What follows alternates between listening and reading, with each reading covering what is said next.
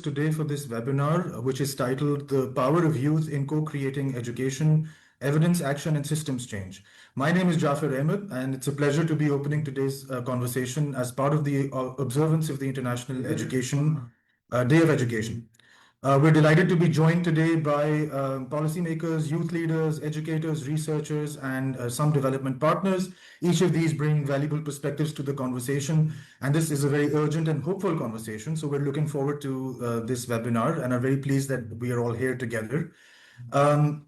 The question, of course, that we want to look at is what does it really look like when young people are recognized, not just as recipients of education systems, but also as its co-creators, as playing an active role in shaping them. The International Day of Education gives us this important opportunity to rethink how education systems are designed, delivered, and sustained.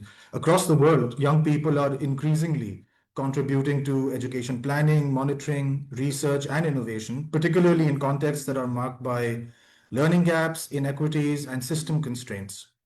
Their role is expanding from participation to co-creation, from being consulted to being trusted with responsibility. And I think that's one of the things we're trying to focus on here, that they're not just passive subjects or recipients of education, but are active in its shaping and in its future direction. This conversation is particularly relevant in countries like Pakistan, where demographic realities are really impossible to ignore. We keep hearing about this. According to the population census, nearly 68% of the population is under the age of 30, which means that around a quarter are classified as youth, and it's almost 2/3 of the population that qualifies as young people if the metric is under the age of 30. Now, that's a big demographic reality. This presents a very powerful situation. On the one hand, there is an urgent challenge for already overstretched education systems. And at the same time, this is also a significant opportunity.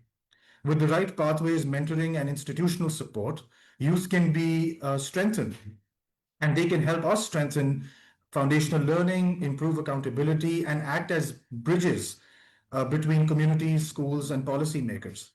So that's sort of the general context of what we're trying to do with this conversation. Today's webinar will explore how youth-led models of evidence to action can strengthen education systems while simultaneously building leadership, employability, and civic skills.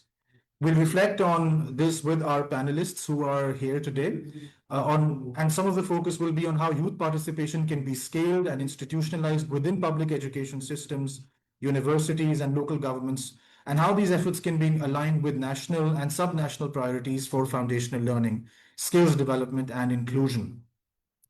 So without further ado, I would just like to introduce our panelists. I'm sure you're a lot more interested in hearing from them than me. So we'll get started with some of the introductions. First, we're pleased to welcome Ms. Lala Rukh Fazlur Rahman, who's the founder and CEO of Science Fuse. Ms. Lala Rukh is a social entrepreneur and science communicator whose work sits at the intersection of science, equity, and social change. And her work has been recognized globally. Through Science Fuse, she has spent over a decade advancing scientific literacy through inclusive, research-informed approaches, and by making it accessible for children and young people from marginalized countries across the country, across Pakistan, impacting tens of thousands of learners and educators. So thank you very much, Ms. Lala Rukh, for joining us today. We're also joined by Ms. Mahnur Chaudhary, who's currently serving as director at KSS. Ms. Chaudhary is a seasoned gender and development expert with extensive experience in equity, inclusion, and social justice.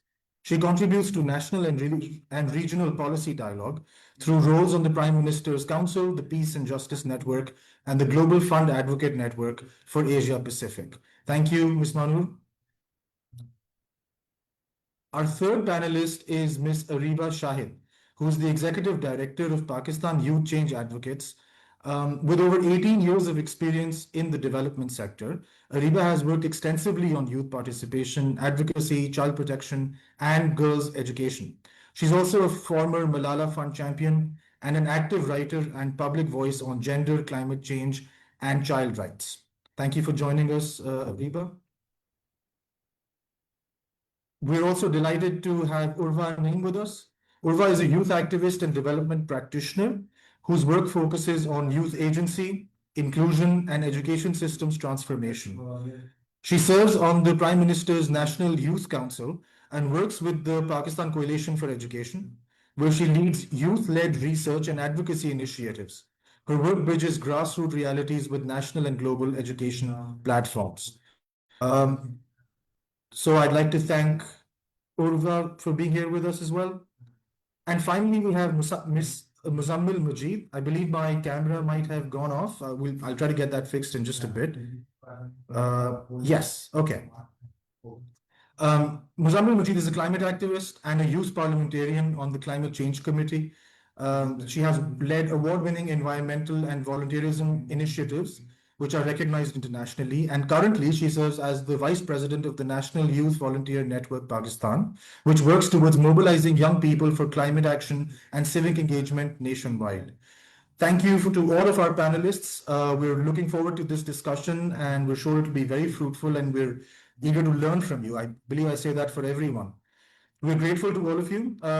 And with that, I'm going to hand over to Seher Saeed, the Deputy Director of Research at Asar Pakistan, who will guide today's panel discussion and audience engagement. Thank you once again, everyone, for being part of this important conversation. I'm going to hand this over to Seher now.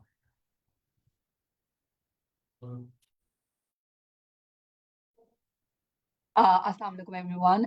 Special thank you to all our panelists for joining us, and also to Jafar for introducing all of us, and also, providing a platform for, spearheading the discussion. As Jafar mentioned, the International Day of Education 2026 provides a vibrant platform to foreground the global theme of youth as co-creators of education.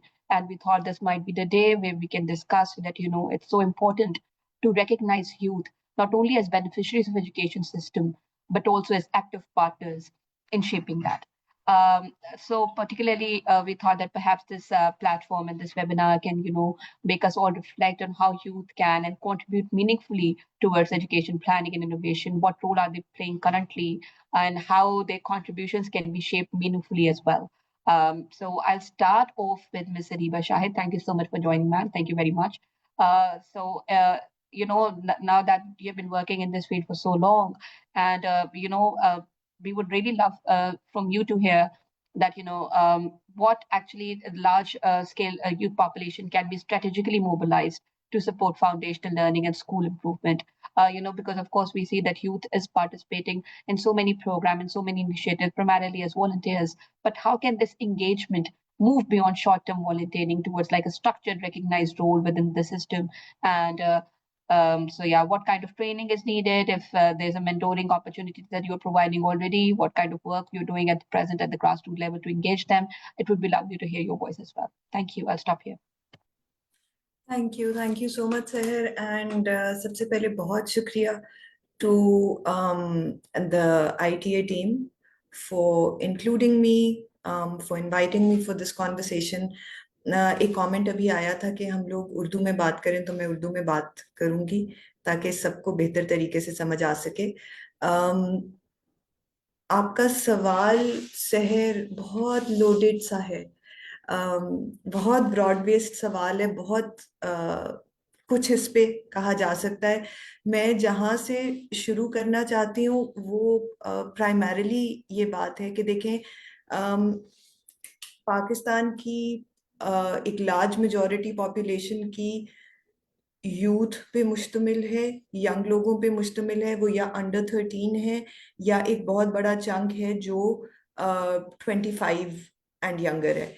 अब ये बात जब मैंने sector तकरीबन 18 साल पहले शुरू किया था, तो one of my first employers was a youth centric organization. And youth bulge और जो डेमोग्राफिक डिविडेंड है, ये गुफ्तगू अब 18 साल हो गए मुझे इसको सुनते सुनते भी और इस पे काम करते हुए भी. जो लम्हा फिक्रिया है हम लोगों के लिए और जो अहम बात है करने की, वो ये है कि इस यूथ बल्ज को जिस तरह से इफेक्टिवली हमें हार्नेस करना चाहिए था, इसके पोटेंशियल को, हम अनफॉर्चुनेटली अभी तक तो नहीं कर पाए.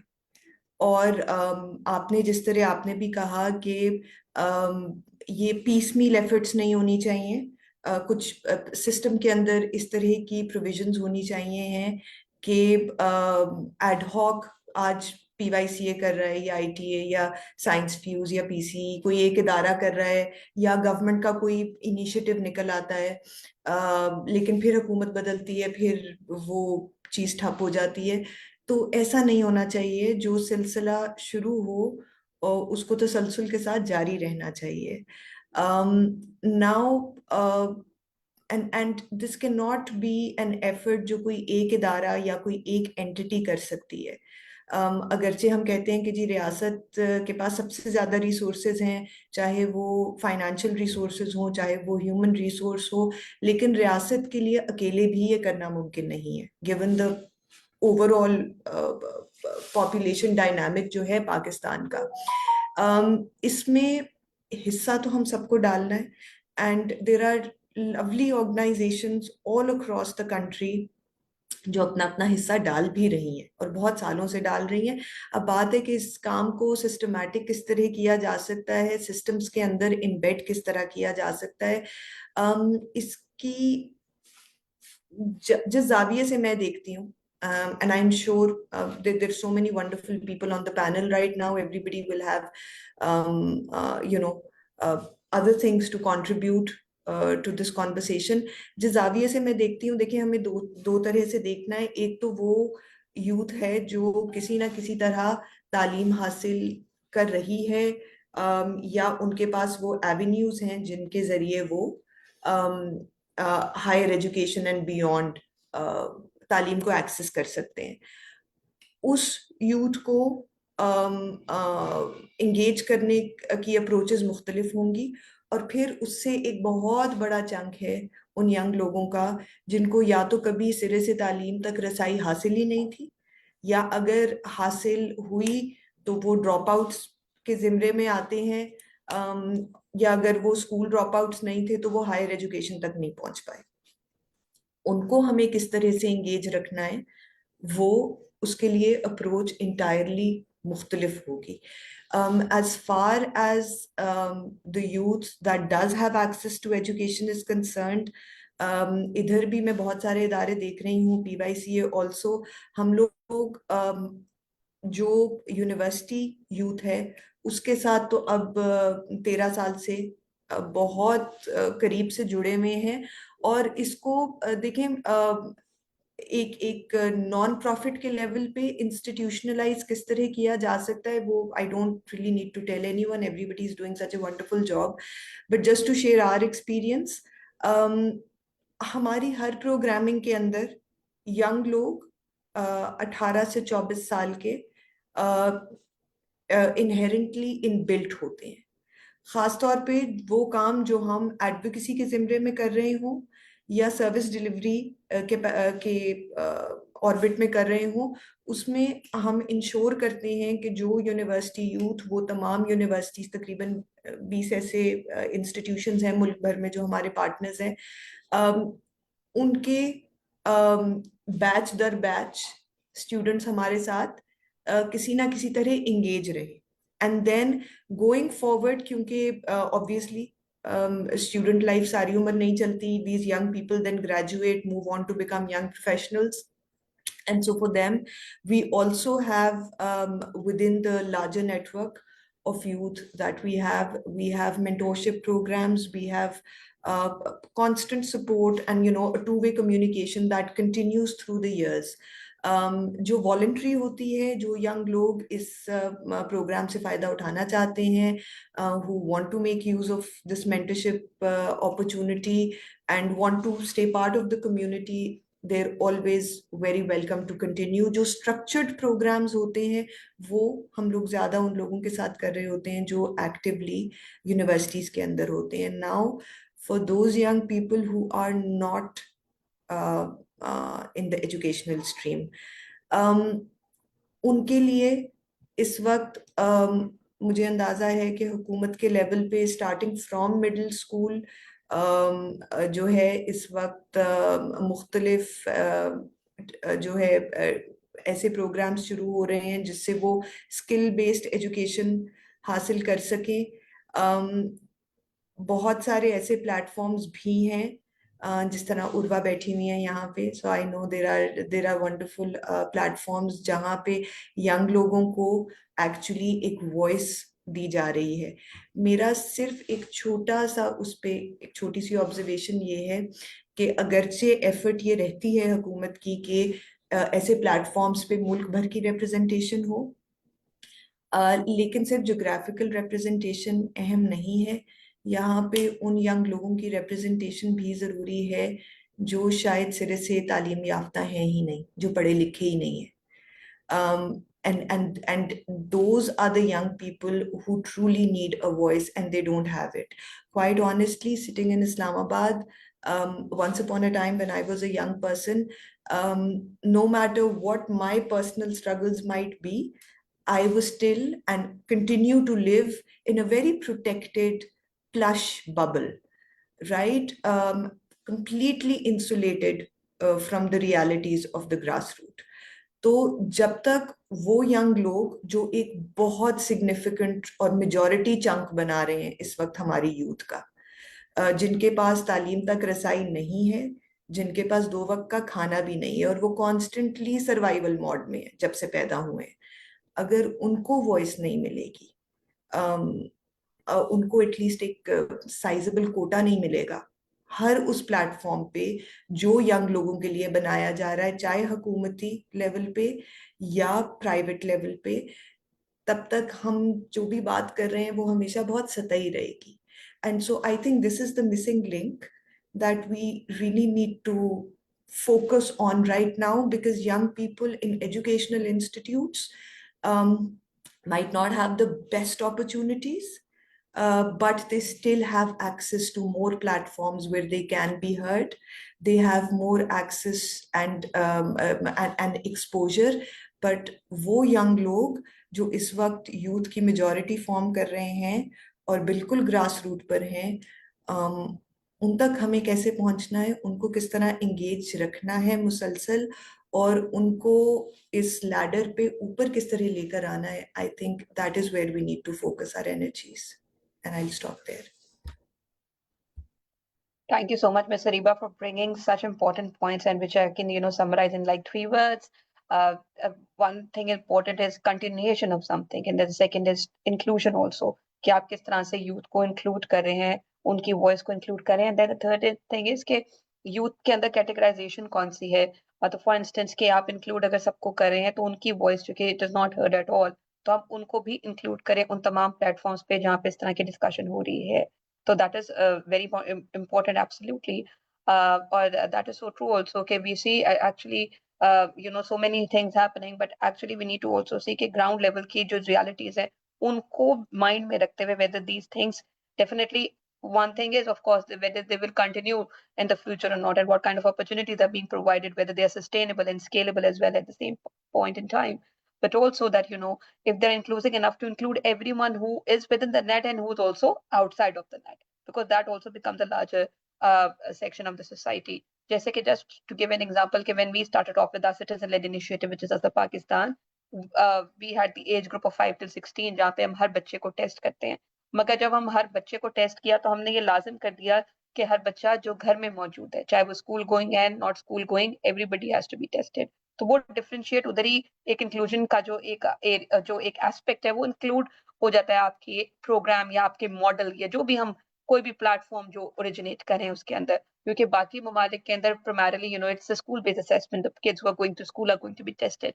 But we ensured कि the kids who actually within Pakistan, there are so many kids who doesn't go to school, जैसे youth है जो वाकई में कहीं पे इंक्लूड नहीं है, किसी की यूनिवर्सिटी में नहीं जा रही, कुछ नहीं करी, मगर वो भी इस सिस्टम का पार्ट है जो किसी ना किसी तरह वन वे और अदर स्किल डेवलपमेंट या किसी भी और तरीके के थ्रू कंट्रीब्यूट तो करता है आपके सोसाइटी के अंदर. तो उसको कैसे हम आगे लेके चले. Miss Urwa, I will come to you now as you are member of also prime minister youth council. So what do you think actually कि हम किस तरह से एंड एफर्ट्स को आगे बेहतर तरीके से लेके चल सकते हैं. What mechanism do you think are present at the local government level also to institutionalize the youth participation, और यूनिवर्सिटी लेवल के ऊपर या हम कैसे वो चीजें इंश्योर कर सकते हैं कि हम उन लोगों को भी इंक्लूड करें अपने रेडार में जो कि अभी actually at the moment are not being not included at all. Thank you so much, Sahir, and it's a pleasure being here, and it was also a pleasure hearing from Ma'am Ariba. I really look up to her, and I've learned a lot from her. So it's an honor for me, firstly, today to share the place with her today. So I would firstly like to build on what Ma'am Ariba said. She talked about continuity of initiatives. I think it's also important that we highlight if the initiatives are meaningful or not. I'm a member of the National Youth Council. Mahnoor and Muzammil, both of the fellow panelists, are also on the National Youth Council with me. So I think one of the biggest question I'll raise is that, it's a huge thing that our country has a National Youth Council. And I was reading through the GEM report that came out just now on youth. And, in that report, it is mentioned that Pakistan has a National Youth Council. But the problem is that having a youth council is amazing, having an institutional structure is amazing, and it does show that the government has its priorities aligned. But what about the meaningfulness of that council? Is that council just for a token representation? Is it even meaningful? Where are those youth council members being engaged? In Pakistan, this batch of the youth council is the biggest one. It has the largest spread across Pakistan. And it's also quota based. We have representation from federal, from GB, from AJK, from Sindh, Balochistan, all of the provinces, and we have a huge council. But the problem is that even if you've identified so many leaders from communities and from all of the different geographic regions of Pakistan, are they even meaningfully being engaged? Are their potentials being utilized in the way they should be? I think one of the biggest questions I'll raise is that. And also about Ma'am Ariba's point about inclusion, I think that is something we need to talk about more. We talk about having young people in decision-making spaces and research and in advocacy platforms, but which are the young people we want in those spaces?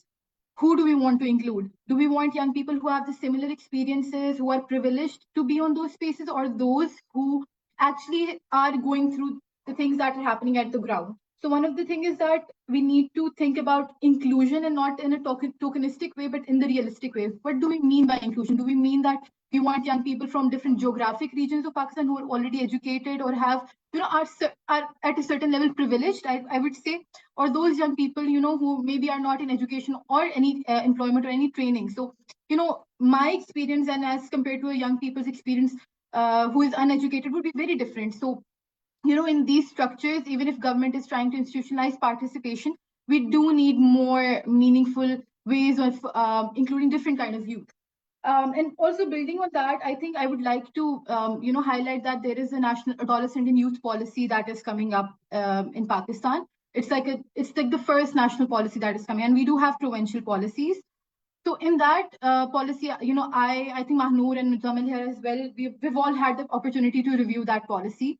And I'm really happy to say that that policy actually categorizes all the different kinds of youth and across different age groups as well. About it, it follows a life cycle based approach about youth development. So I do appreciate the government's effort in that regard, that they have, categorized different kind of young people and what are the needs they would have at different stages of their life. So that is a good attempt by the government, and how, and for that policy, I would also like to highlight how they have actually, consulted young people. They have held, there was a large scale survey, and they had consultations throughout Pakistan as well.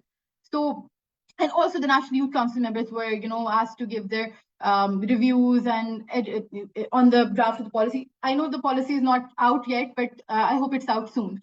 So that is a welcoming initiative by the government. But also the problem is that we make very good policies, but I don't ever see any implementation of the policies. A couple of days ago, I had the opportunity to review Punjab's youth policy and KP's youth policy.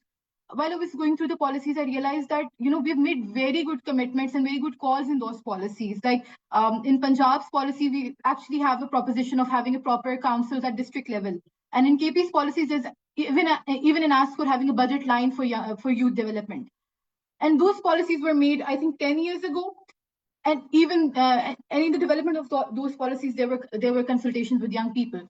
So, the policies were made in a very good way. They had consultations with young people. They have a very good propositions as well. But the problem is that even after so many years, as Ma'am Ariba said in the beginning, that, when she started her career, she was talking about these things already, about, the youth purge in Pakistan, how we need to, capitalize on that. So even in 2026, we're still talking about the same things.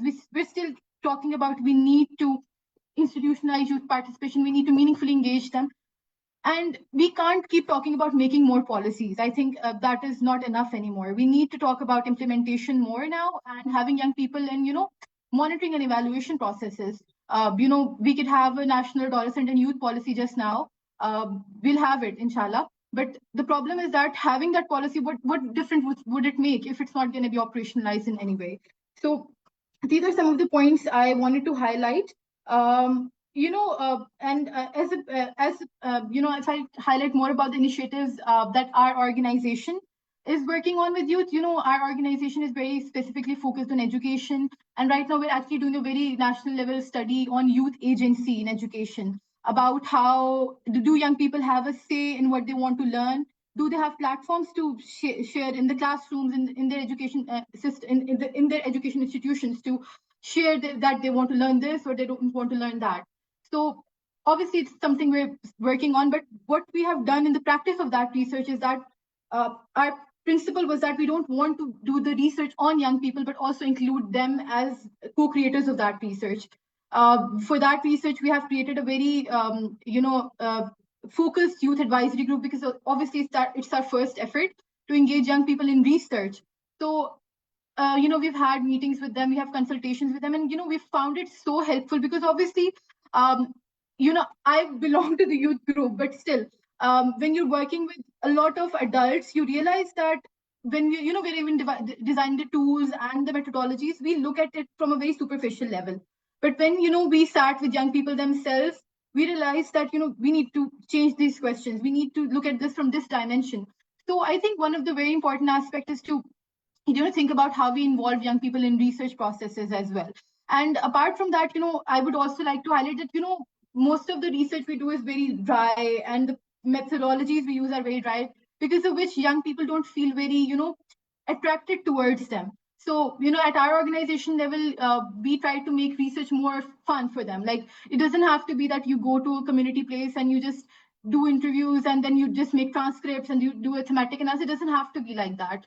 I remember we had this activity which our youth leaders loved a lot. It was just about them going to, some groups in the communities around them. It could be street children, it could be some parents, it could be some teachers in the universities, and they would just ask them one question and record them. And that was research for them. That was a practice for them to engage with the grassroots communities and understand their perspectives. So when you talk about research and how young people can be involved in that, so that would be something I would like to highlight. And apart from that, at the community level, I think young people are already taking in that leadership responsibilities that we were talking about that they should have. I do believe that. But yes, I would like to, expand on Mariba's argument that inclusion is important. And at this point, I don't like using the word inclusion again and again, because we've just tokenized it so much that, the real essence of that word is just lost. So we need to think about what we mean by inclusion. Do we mean by inclusion that, youth as a group needs to be in a decision-making space on any platform we talk about? Or do we think about inclusion in terms of that there are different youth groups that have different experiences, and we need to acknowledge those experiences and then include them? As of now, I was just reading through the education policy framework that was made in 2024. There is no consultation with youth in making of that policy framework. So how can we say that these policies are actually for young people if we're not even consulting them and they're being made in boardrooms? So I think I'd like to end on that. Thank you so much, Seher. Thank you so much, Urva. Thank you so much. And, a very important, definitely, a very important point raised, when the policies are actually made in boardroom that has no connection to the ground level, how can we say, or how can we believe or foresee that these kind of things can actually materialize or provide any kind of, good rewards coming, in the near future? Mr. Adaruk, I would like also you to join the discussion, and, please also explain, try to, of course, shed some light on your experiences, and also to discuss that, when we speak and when we mention that youth as co-creators of education, so, what actually do we mean by that in practice, if any, because you are a founder of Soundfuse yourself, and what role do you think, youth can actually, play in bringing a kind of a change? And of course, the policies are there. So what do you think about all of these? Is there any kind of a connection do we see building up, or it's just, kind of a meaningless approach? सबसे पहले बहुत शुक्रिया for having me here. I think Areeba نے اور عروا نے کچھ بہت ہی اہم پوائنٹس ہائی لائٹ کیے. میں ایک مثال دینا چاہوں گی. سب سے پہلے وہ مثال دینے سے پہلے مجھے تھوڑا سا آپ کو بتانا پڑے گا کہ سائنس فیوز کیا کرتا ہے, کس مسئلے کا سولوشن جو ہے وہ بلڈ کر رہا ہے. سو پاکستان میں بچوں کے پاس تقریباً, اگر میں ایک ایسٹیمیٹ لگاؤں, 50 ملین بچوں کے پاس اچھی سائنس کی تعلیم کی رسائی نہیں ہے. اس میں 24 ملین تو سیدھے سیدھے آؤٹ آف اسکول ہیں, اور جو باقی 25 ملین اسکولوں میں ہیں بھی, ہمیں پتہ ہے کہ ان کی سائنس اور میتھس کی جو ایجوکیشن ہے وہ اسکول کے اندر, اور سائنس اور میتھس کے ساتھ اگر وہ اسکول سے باہر انگیج کر رہے ہیں تو یہ دونوں چیزیں بہت ہی فلاڈ ہیں. اور یہ آپ کو ریزلٹس بھی بتاتے ہیں کہ جب 63% of grade 4 students can not do basic mathematics, then you wake up and feel کہ یہ کیا ہو رہا ہے. اب یہ کام ہم ایک ڈیکیڈ سے ہم ایک چھوٹا سا ادارہ ہے, ہم ایک ڈیکیڈ سے اس مسئلے کو سالو کرنے کی کوشش کر رہے ہیں. اور میں سب کو یہ بتاتی ہوں کہ جب ہم اس پرابلم کا سولوشن ڈیزائن کر رہے ہیں, اور وہ سولوشنز ہم اسکولوں میں لے کر جاتے ہیں, ہم پیرنٹس کے پاس لے کر جاتے ہیں, گورنمنٹ کے پاس بھی لے کر گئے, ہم بچوں کو بھی انوالو کرتے ہیں, فیسٹیولز میں جاتے ہیں, ہر جگہ جا کر سائنس ایجوکیشن کے اچھے پروگرامز کو ہم بچوں تک پہنچاتے ہیں, اساتذہ کی ٹریننگ کرتے ہیں, سائنس ایجوکیشن کی بہت ساری ریسورسز بناتے ہیں. اب ہمارا پالا, جیسے میں نے بتایا, ہر طرح کے لوگوں سے پڑھتا ہے, ماں باپ سے پڑھتا ہے, ٹیچرز سے پڑھتا ہے, ینگ لوگوں سے پڑھتا ہے, اور گورنمنٹ آفیشل سے بھی پڑھتا ہے. یہ وہ سب لوگ ہیں جن کے پاس انفلوئنس ہے, جو ایک بچے یا بچی کی سائنس کی تعلیم کو انفلوئنس کر سکتے ہیں. اب اس میں سے after working for a decade, اور 95 تقریباً 1000 بچوں کے ساتھ ہم نے کام کیا ہے, 1000 ٹیچرز کے ساتھ کام کیا ہے آل اکراس دا کنٹری. سب سے زیادہ اسٹیک ہولڈر کون ہے جس کو یہ بات فوراً سمجھ آتی ہے کہ یہ مسئلہ بہت ارجنٹ ہے, اور یہ مسئلہ ہے کیا؟ وہ ینگ پیپل ہیں. ہمیں سمجھانا نہیں پڑتا ینگ لوگوں کو کہ سائنس ایجوکیشن کتنی خراب ہے, کتنی ٹوٹی ہوئی ہے, اور اس کو فکس کیوں کرنا ہے. اب میں یہ سوال کروں گی کہ اگر انہیں یہ بات سمجھ آ جاتی ہے اتنی آسانی سے, اینڈ صرف سمجھ نہیں آ جاتی, وہ ایکچولی اس کے سلوشن میں ہمارے ساتھ شامل بھی ہو جاتے ہیں. They roll up their hands, they roll up their sleeves, and وہ کود پڑتے ہیں میدان میں. اور یہ وہ ینگ لوگ ہوتے ہیں جن کے پاس اکثر بہت لمیٹڈ ریسورسز ہوتی ہیں. ظاہر ہے ایک 17-18 سال کا انسان یا 20s میں جو لوگ ہوتے ہیں, وہ ابھی اس زندگی اسٹیج پہ نہیں ہوتے کہ وہ بہت زیادہ فائنینشلی اسٹیبل ہیں. They are still figuring out a path in life. They need a lot of support. پھر بھی they roll up their sleeves, they go into schools, they volunteer, اپنے جیب سے پیسے خرچ کر کے وہ جا کے اسکولوں میں یہ کام ہمارے ساتھ ڈیلیور کرتے ہیں. تو میرا سوال تو سب سے پہلے گورنمنٹ سے یہ ہوگا کہ, یا میری اسٹیٹمنٹ یہ ہوگی which sounds a bit harsh, کہ پولیٹیکل ول نہیں ہے. اگر 17-18 سال کے انسان کو سمجھ آتی ہے کہ یہ مسئلہ کتنا ارجنٹ ہے اور اس کے لیے ابھی ایکٹ کرنا ہے, تو آپ کو سمجھ کیوں نہیں آتی ہے؟ ہم کیوں بیٹھ کے بار بار یہ باتیں کرتے ہیں؟ تو آپ کی راتوں کی جو نیند ہے وہ کیوں نہیں اڑتی ہے کہ 24 ملین بچے آپ کے اسکول میں, آپ کے ملک میں اسکولوں سے باہر ہیں, اور کئی سالوں سے یہ اسٹیٹس کو چل رہا ہے. اب آئی تھنک کہ عروا نے, اریبا نے بہت زیادہ بات کی کہ ہم عروا سے ہی پوچھ سکتے ہیں کہ جب ہم انکلوژن کی بات کرتے ہیں تو وہ ایک یوتھ کاؤنسل کا حصہ ہے جو گورنمنٹ نے بنائی ہے. کیا اس میں انکلوژن کے لینس سے, اگر ایکوٹی کے لینس سے دیکھیں تو اس میں کیا ایکول ریپرزنٹیشن ہے چاروں صوبوں کی؟ اس میں کیا ایکول ریپرزنٹیشن ہے جینڈر کی؟ اس میں کیا ایکول ریپرزنٹیشن ہے of young people with disability? اس میں کیا ایک خاص طبقے کے لوگ آ رہے ہیں؟ تو اگر گورنمنٹ کو اس طرح کی کاؤنسلز بناتی بھی ہے تو اس میں ہر آواز کو کیا ریپرزینٹ کیا جاتا ہے؟ عروا نے بات کی کہ ٹوکنزم ہے, کاؤنسل بن گئی مگر اب ہو کیا رہا ہے. بہت اسپیسیفک اگر میں بات کروں تو اگر آپ ایجوکیشن کا ہی مسئلہ دیکھ لیں, سب سے پہلے تو آپ یونیورسٹیز میں, یونیورسٹیز ایک وہ پوائنٹ ہیں جہاں بہت سارے ینگ لوگ ہیں.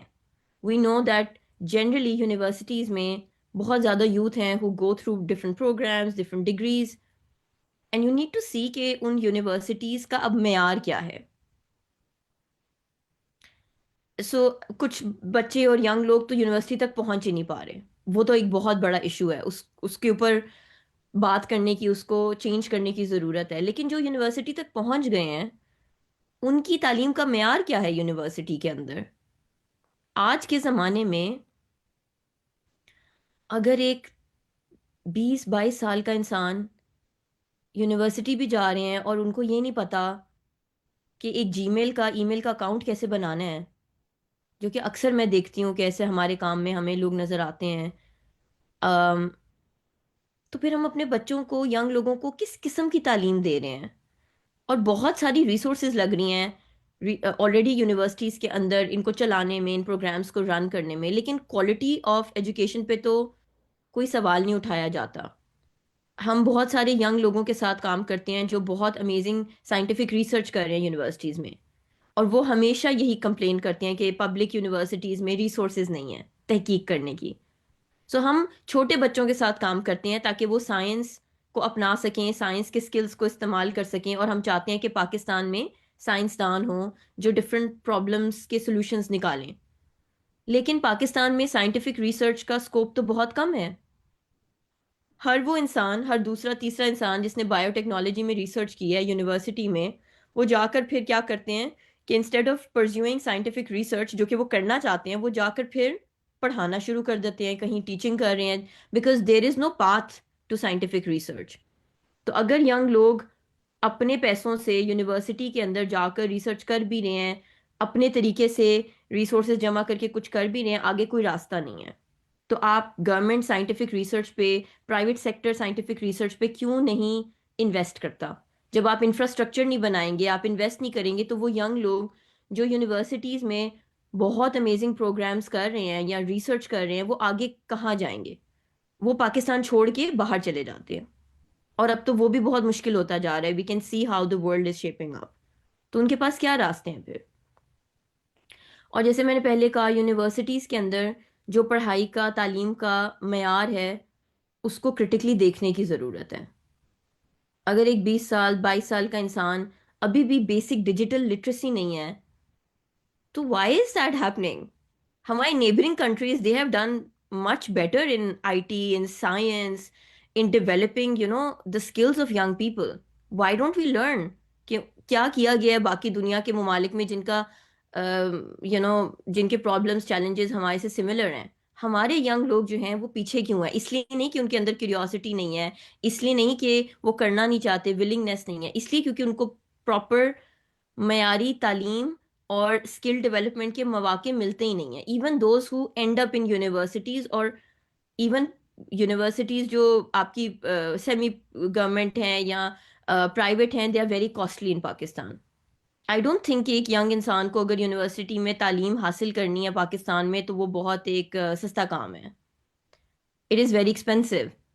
سو how can you open up more? سب سے پہلے تو اگر آپ ینگ لوگوں کو اسکلز دینا چاہتے ہیں, اچھی تعلیم دینا چاہتے ہیں, تو ایٹ لیسٹ جو میٹرک اور ایف ایس سی والی ایج سے نکل گئے ہیں and they have clear those exams, آپ یونیورسٹیز پبلک بنائیں جو بہت لو کاسٹ ہوں, اور جہاں ینگ لوگ آ کر فری تعلیم حاصل کر سکیں, یا بہت سبسڈائزڈ ریٹس پر تعلیم حاصل کر سکیں. یہ تو ایک بہت سمپل سلوشن ہے جس پہ گورنمنٹ کو انویسٹ کرنا چاہیے, پرائیویٹ سیکٹر کو بھی انویسٹ کرنا چاہیے. پھر ایک بہت اسپیسیفک چیز میں کمنگ ٹورڈ سولوشنز, ہم بہت زیادہ بات کرتے ہیں اس کے بارے میں کہ پاکستان کا ایجوکیشن سسٹم بروکن ہے. ابھی بھی لیٹسٹ ریسرچز بتا رہی ہیں کہ کئی علاقوں میں اسکولز نہیں ہیں. فار ایگزامپل گرلز ایجوکیشن کا ایک بہت بڑا مسئلہ ہے کہ لڑکیوں کے جہاں لڑکیاں رہتی ہیں وہاں سیکنڈری اسکولز جو ہیں واکنگ ڈسٹینس پہ نہیں ہوتے, تو اس وجہ سے دا گرلز مس آؤٹ اور drop out in schools. So schools بنانے کی ضرورت ہے. کئی ریسرچز یہ بتا رہی ہیں کہ اسکولوں کے اندر ٹیچرز نہیں ہیں یا کوالیفائڈ ٹیچرز نہیں ہیں. آپ کی اتنی بڑی جو ڈیموگرافک ہے وہ ینگ لوگوں کی ہے. بہت سارے ممالک میں یہ آلریڈی امپلیمنٹ ہو چکا ہے solution which we can learn from. one of the things that we can do is maybe pair up. Young لوگوں کو اسکل ڈیولپمنٹ اور امپلائمنٹ چاہیے، اور آپ کا اتنا بڑا ایک مسئلہ ہے کہ آپ کے پاس مے بی انف ٹیچرز نہیں ہیں، مے بی انف ڈاکٹرز نہ ہوں، مے بی اور بھی بہت سارے پیشے ہوں جہاں پہ کمی ہے ایکسپرٹیز کی.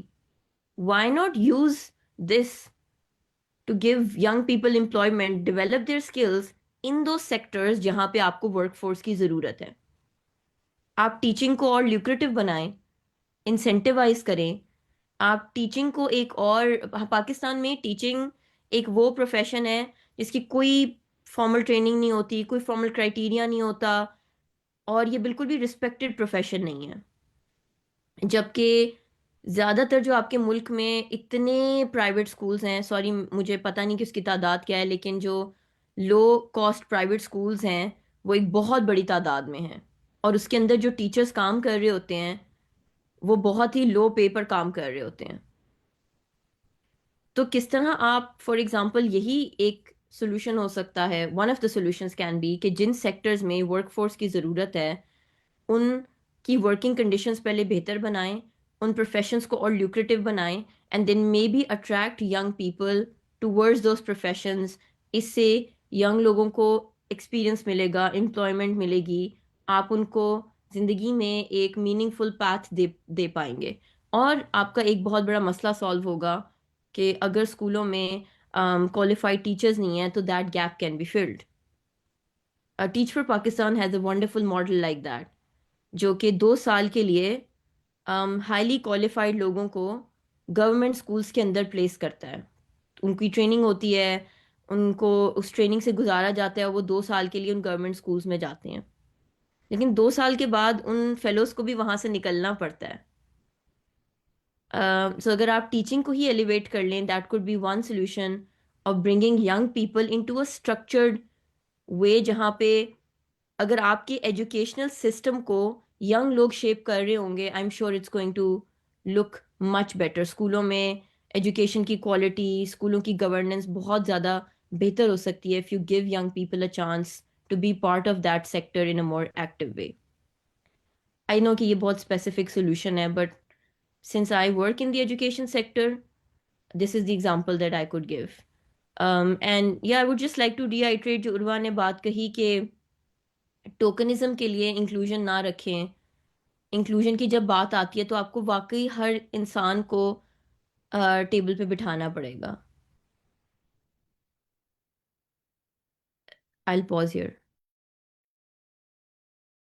Thank you, Lara. Thank you for bringing so many important points and also raising really, really important questions regarding the quality of education, کہ وہ youth کو کس طرح سے یونیورسٹیز میں امپارٹ ہو رہی ہے، ان کا پالیسی کے اندر جو انکلوژن ہے، جو اسپیسیفکلی ان لوگوں کو ٹارگیٹ اپ جتنی بھی پالیسیز بن رہی ہیں وہ کیسے ان چیزوں کو ان سارے چیلنجز کو کیسے ان پہ ان کے لیے پالیسی جو ہے اس کے اوپر whether it is reflected within the youth policy, the kind of education they are getting, the kind of any skill development یا کوئی کورسز جو ان کے لیے اسپیسیفکلی ان کو پرووائڈ کیے گئے ہوں، کوئی ایسی چیزیں، کوئی ایسا سبسڈیز جو یوتھ کو پرووائڈ کرے.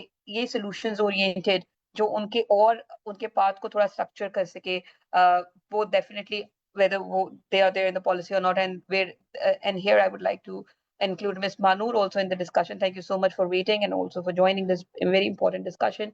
Okay, if you can, being a member of the National Youth Council yourself, how do you think that the policies actually reflect the kind of concern that are being raised here presently at the moment? And what do you think that جیسے میں سروا نے بات کی کہ policies تو بن جاتی ہیں، وہ بورڈ روم میں ہی ہیں، اور وہ آگے اس کی لانگ ٹرم implications ہیں وہ کیا ہیں؟ کیا whether we'll continue to just talk about this, whether you think that the policies can actually materialize, whether the solutions are there, etc. Thank you so very much. Am I audible? Yeah, thank you so very much, and thank you so very much, Urva. And honestly, this is I really want to acknowledge, like, we have a very diverse and experienced panel here, and Urva has already highlighted like what kind of challenges we are facing, specifically when we talk about the youth involvement while developing any kind of policy or I would say the reforms. So I think that is one of the biggest challenge. We only consider youth as a beneficiary. We are not giving them role to take the lead to develop the policies and to do the consultative process, to reach out the unreached areas. यहाँ पे भी Lala ने बात की, Urva ने बात की, and I think we need to specifically highlight on it. We are still lacking on the need-based approach.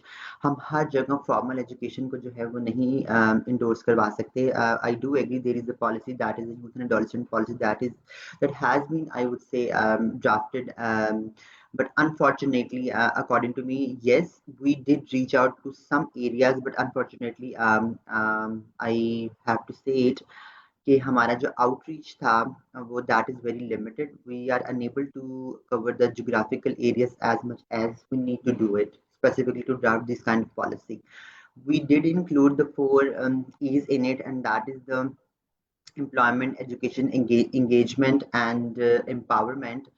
But when we talk about specifically empowerment, तो empowerment में जहाँ जिन areas को हमें reach out करने की ज़रूरत थी या जिन communities को हमें reach out करने की ज़रूरत थी, हमने उनको शायद उस तरह reach out नहीं किया. And मैं ये council में भी बात करती हूँ, बड़ी openly बात करती हूँ कि हमें शायद लगता है कि हमें कुछ चंद I would say अपने bubbles में काम करने की ज़रूरत है, but we need to get out from our ease bubbles and we need to check कि बहुत सारे ऐसे areas हैं जहाँ पे communities really want to learn, really want to get formal and informal education, but still उनको शायद वो accessibility नहीं है या हम उनकी need based approach जो है हम उसको incorporate नहीं कर पा रहे. So I think Urva has already highlighted and Lala has already highlighted the challenges. What I can recommend, and I just jotted down some few of the recommendation after listening the both of our participants. I think we need to specifically the one recommendation I would suggest, and that is specifically we need to give the leadership role specifically to our youth, and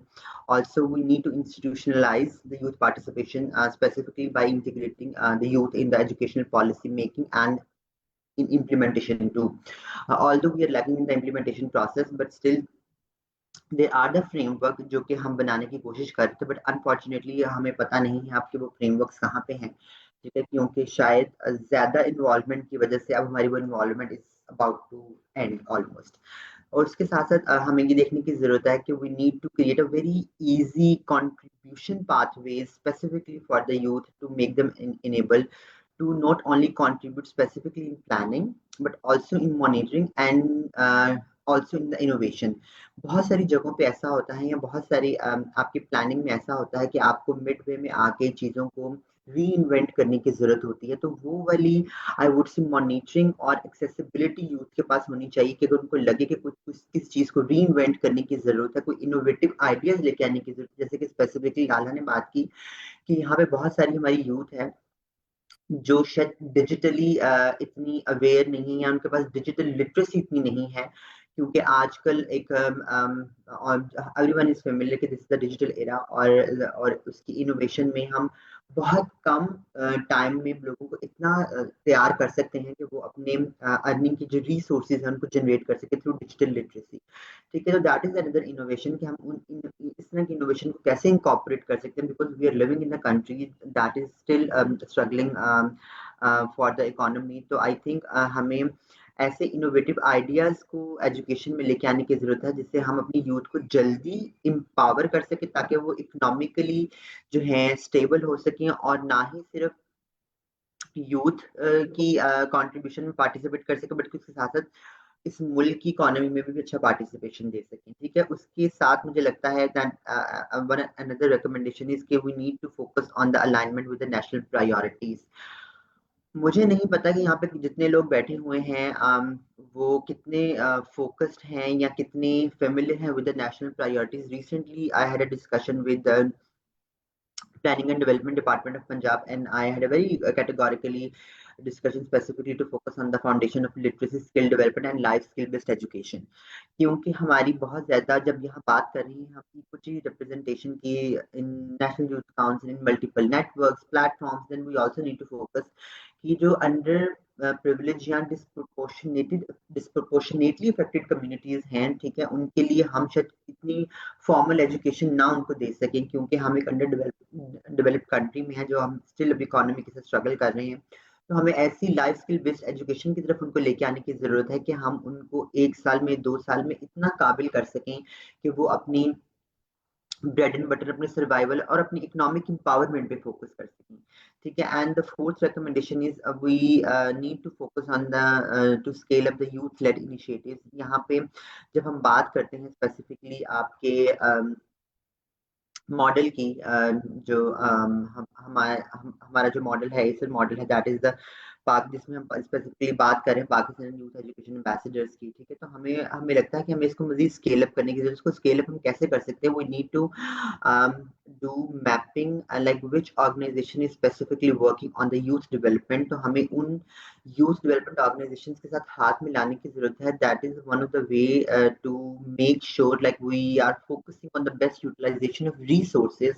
उससे ये होगा कि हम duplications को avoid कर सकेंगे और हम यूथ लेड के जो एग्जिस्टिंग इनिशिएटिव्स हैं उनको हम स्केल अप कर सकेंगे by doing the integrated approaches. और उसके साथ साथ हमें इसको मर्ज करने की जरूरत है हमारी जो गवर्नमेंट की प्रायोरिटीज हैं उसके साथ। और the last thing I would suggest and that is the we need to build the leadership honestly, कि हमें लीडरशिप के लिए we need to recognise the youth as a co creator, और उनको हमें उनकी एम्प्लॉयबिलिटी और सिविक इंगेजमेंट के ऊपर फोकस करने की बहुत ज़रूरत है। अगर हम उनको सिविक इंगेजमेंट नहीं देंगे तो trust me, I am the part of Punjab skill development fund और मैं उनकी तक रनिंग कंसल्टेंट भी हूँ। तो I just notice and that is my one of the experience based on my observation कि आप खवातीन, ऐसी खवातीन जो डिस्प्रपोर्शनेटली इफेक्टेड या मार्जिनलाइज्ड एरिया या तबके से हैं, उसके अलावा transgender community and people with different abilities, जब तक आप उनको उनकी एम्प्लॉयबिलिटी को इन्हांस नहीं करेंगे, उन सिविक इंगेजमेंट को इन्हांस नहीं करेंगे, ट्रस्ट मी वो ऐसी लाइफ स्किल बेस्ड एजुकेशन की तरफ आने के लिए भी तैयार नहीं होंगे, क्योंकि इनका अल्टीमेट गोल ये है and that there are multiple research, they are one of the research that is the IBBS, that's one of the comprehensive research जो कि बता रही है कि ये जो तपिसवा तबका है ये वल्नरेबल इसीलिए है और ये मुख्तलिफ वल्नरेबिलिटीज में मुब्तला है, हेल्थ की वल्नरेबिलिटी में मुब्तला है, आपकी इकोनॉमिक डिसेबिलिटी की वल्नरेबिलिटी में मुब्तला है, इसके अलावा आपके ह्यूमन राइट की वल्नरेबिलिटीज में मुब्तला है। और द रीजन बिहाइंड इट के they are not economically empower, उनके पास वो बाइंग पावर नहीं है, जिसकी वजह से वो माशरा शायद उनको इजी ऑब्जेक्ट और इजी टारगेट के तौर पे ट्रीट कर रहा है और उनके फायदे उठा रहे हैं, जिसकी वजह से बॉन्डेड लेबर प्रमोट हो रही है, आपकी चाइल्ड लेबर प्रमोट हो रही है, आपकी ह्यूमन ट्रैफिकिंग प्रमोट हो रही है। तो हमें ऐसे तबकों को जो कि मार्जिनलाइज्ड हैं, हमें उनकी सिविक इंगेजमेंट को फोकस करने की बहुत ज़रूरत है एंड ऑल्सो एम्प्लॉयबिलिटी, ताकि हम उनको वो पावर दे सकें कि उनको भी लगे कि वो अपनी एक अच्छी लाइफ जो है वो गुजार सकते हैं। और उससे ये होगा कि उनकी वल्नरेबिलिटी कम होगी, ट्रस्ट बिल्डिंग आएगी और इनरोलमेंट ज़्यादा होगी। And we did our last batch in the same way. और हम लोगों ने जब पहले बैच की इनरोलमेंट कम थी तो हमने we just had a discussion with these communities, उनको बिठाया, we did a very comprehensive consultative process and after that we got to know कि जी हमें श्योरिटी देंगे, जी आप हमें एम्प्लॉयबिलिटी देंगे, हमें सिविक हमारी एंगेजमेंट को इंश्योर करें। तो फाइनली वो डिसाइडेड कि हमें पैरेलल जो है we need to do the advocacy with मुख्तलिफ ऑर्गेनाइजेशन एंड डिफरेंट इंडस्ट्रीज, और हमने MOU साइन किए ताकि हम उनको बता सकें कि जी हम 6 महीने के बाद आपको 5 महीने के बाद 5 महीने के बाद आपको इतनी बड़ी तादाद में हम लोग देने वाले हैं, तो आप अपनी स्क्रूटनाइज्ड सिस्टम के अकॉर्डिंगली अपने लोगों को सिलेक्ट करें और उनको हायर करें। और एंड लकीली अभी जो लास्ट बैच था उसमें हम लोगों ने कोई 1048 लोग जो हैं हम लोगों ने जो इनरोल तो ज़्यादा हुए थे, पास इतने हुए हैं, और उसमें से ऑलमोस्ट हमने 900 लोगों की हमने जो है जॉब को इंश्योर किया है। And that is the reason कि जब हमारा जो रिसेंट बैच है उसकी स्ट्रेंथ इज ऑलमोस्ट नाउ 2000। तो वो इतनी स्पीड से बढ़ी है क्योंकि लोगों का ट्रस्ट बिल्ड हुआ है और सिविक एंगेजमेंट जो है वो लोगों को अश्योरिटी देती है कि यस कि now we are recognised as a citizen of this country, और हमें भी एक टोकन के तौर पे नहीं ट्रीट किया जाएगा, हमें भी लीडरशिप रोल्स में इनरोल करने की कोशिश की जाएगी। This is from my side. I think I have highlighted the recommendation. If you really want to know something specific, I would love to highlight बाकी issues the same as Urva has highlighted. میں تھوڑا سا اور اندر جاؤں گی تو سب کو لگتا ہے کہ ہم دونوں ملی ہوئی ہیں, ہم جہاں بیٹھتے ہیں تو کام خراب ہو جاتا ہے. ٹھیک ہے, تو ایشو یا thank you. Thank you so مچ مس مانو, اور آپ نے بہت اچھے طریقے سے سارا پرابلمس بھی آف کورس تھوڑی سی ہائی لائٹ کر کے recommendations but very nice actually just to see کہ ہم یوتھ کو ایکچولی کر کیسے سکتے ہیں, انگیج ان کو کیسے کر سکتے ہیں ٹرانسفارمیشن کے بارے میں جو آپ نے انیشیٹیوز کیے, really nice to know about them. Miss Urwa, جیسے میں تھوڑا سا آڈینس جو ہے انہوں نے بھی کچھ جو یوتھ ممبرز ہیں انہوں نے بھی کچھ کامنٹس دیے, just to include those as well, کہ some people really want to know about the practical steps that are being taken currently now that you are also a member and you have seen all the policies. جیسے کہ مس بانو نے بھی reflect کیا کچھ policies کے اوپر, ایسے کون سے بھی کرنٹلی پریکٹیکل اسٹیپس کی طرف ہم چلے نا, انہوں نے ریکمنڈیشنز بھی بتا دی کہ ہم اس طرح سے کچھ چیز انکلوڈ کر سکتے ہیں. مس لارا روک کی بھی بڑی اچھی ریکمنڈیشن تھی کہ اگر ہم ٹیچنگ پلیٹ فارم کو ایلیویٹ کریں تو we can bring a change and we can see a change as well. مگر ایکچولی ابھی اگر میں ایٹ دا مومنٹ بات کروں کہ ابھی کیا ہو رہا ہے پریکٹیکل اسٹیپس میں, اگر ہم ان کو لے کے چلیں کہ ابھی یوتھ کے لیے کیا چیز ہے جو کہ وچ از رائٹ آؤٹ دیئر اور لوگ جا کے اس کو ایکسپلور کر سکتے ہیں further. I think, thank you so much, Mahnur. Thank you so much, Ala. Amazing points, and I learned so much from both of you, and amazing hearing from you. And I think Mahnur ne already jo bhi recommendation layout kiye hain, they're actually like the practical steps for us as well. I think one of the biggest thing, firstly, I wanted to highlight 2 or 3 things yahan pe. ایک تو یہ چیز ہے کہ when we talk about youth inclusion, yes, obviously we need to have young people in decision making spaces. We do need to have them in education policy making. I've been having conversations with the people I know in the ministry that you need to institutionalize that. You need to institutionalize young people's participation. You need to have an advisory council, because I've seen کہ پاکستان میں کچھ ministries ایسی ہیں جہاں پہ they have informal advisory councils, not formal ones. Obviously, ان کی composition, ان کی meaningfulness, I have a lot of questions on that. But still, آپ ایک چیز جب شروع کر لیتے تو اس کے I know آہستہ آہستہ ripple effects ہوتے ہیں and it does start working at a certain end. But ایک concept جو ہمارے پاس بہت زیادہ ہے, I think even Prime Minister Youth Program کی بھی جو بھی programs ہیں youth کے, اس میں they talk a lot about volunteer corps. مطلب I feel like کہ پاکستان میں ہم نے یوتھ اور والنٹیئرنگ کا نا ایک بڑا لنک بنا کے رکھا ہوا ہے کہ جی یوتھ ہے, they should volunteer, they should dedicate their time اپنی اسٹڈیز میں سے نکال کے. yes, volunteering is important, that builds social responsibility in you. But the problem is that کہ مجھے لگتا ہے کہ جب آپ یوتھ سے لے رہے ہیں, ٹائم لے رہے ہیں, آپ ان سے you're taking their energies, you need to compensate them. So we need to start having conversation on that as well. There are a lot of platforms for volunteering now. I think almost every other organization has a youth volunteer network or a youth volunteering platform or something like that. Even the Prime Minister Youth Program has a very huge volunteer corps. I think they're called volunteer corps, Mahnur, correct me if I'm wrong. So unka bhi hai, but how are they being, obviously they're spending their time with you, how are they being compensated? Even the National Youth Council, across the world, when you have councils or advisory councils, young people are paid some sort of an honorarium or a stipend, that motivates them to do better. But obviously a lot of us are spending time in the National Youth Council reviewing policies. It's an honor to be on such a huge platform and review the national policies and programs that are being made. But it's also about how important it is that the people who actually put in time are compensated. So we need to start having conversations about young people's times and the resources they invest and how we give back to them. Mostly جب بھی ہم لوگ platforms پہ جاتے ہیں تو they're like, you're going to get recommendation letters, you're going to get, آپ کی capacity building ہو رہی ہے, ٹھیک ہے, تو آپ کتنی capacity building کریں گے, کتنے سالوں تک آپ ہماری صرف capacity building کرتے رہیں گے نا, مطلب آپ so I think we need to start thinking about it. And also young people are already leaders. مجھے لگتا ہے کہ جب I'm following Science Fuse's work, میں ماہنور کی organization کے کام بھی support کر رہی ہوتی ہوں, I do look at it and I look at IT's work as well. One of the things I realized کہ ہماری سب کی ٹیمز میں بہت ینگ لوگ ہی ہوتے ہیں اب, like ہماری ٹیم میں تو ہمارے آفس میں we're all young people and ہم زیادہ vocal ہیں as compared to the people who are in the higher decision making bodies. Why is that so? Because we do realize کہ bhai around us people have expectations from us, but the problem is that کہ even in when we're in decision making spaces, ہماری باتوں کو ابھی بھی یہ سمجھا جاتا ہے کہ they're unexperienced, they don't know well. I think education ایک ایسا سیکٹر جس میں آپ یہ کہہ ہی نہیں سکتے ہمیں, کیونکہ obviously جب میں 10-12 سال ایک پبلک اسکول سے پڑھ کے پھر میں پبلک یونیورسٹی میں نہیں پڑھی ہوئی, تو how can I not tell you کہ یہ چیز ایسے ہونی چاہیے, ایک چیز ایسے نہیں ہونی چاہیے, ٹھیک ہے.